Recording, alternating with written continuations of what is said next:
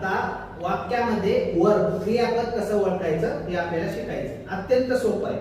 क्रियापद म्हणजे काय? क्रियापद म्हणजे असा एक शब्द आहे जे वाक्यामध्ये अवस्था आणि काय दाखवतं, तर काय करतो किंवा काय करते अशा प्रकारचं व्यक्तीची अवस्था किंवा व्यक्तीची कृती दाखवते. मग क्रियापद म्हणजे काय? क्रियापद म्हणजे the word which shows action and state.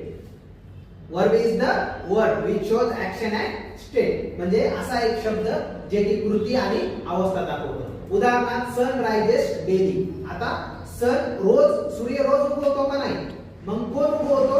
तर सूर्य रोज उगवतो. मग कृती काय आहे? कृती आहे उगवणे. काय आहे कृती? उगवणे. मग क्रियापद कसं ओळखायचं? तर क्रियापद ओळखायचं वाक्यामध्ये कृती आणि अवस्था दाखवलेली असते. कधी कधी काय होतं माहिती आहे का? कृतीऐवजी अवस्था दाखवतात. उदाहरणार्थ रवी इज अ पुअर मॅन. मग अवस्था काय? गरीब. Poor. Poor is a poor. मग याच्यात हेल्पिंग वर्ब दाखवले म्हणजे अवस्था दाखवली.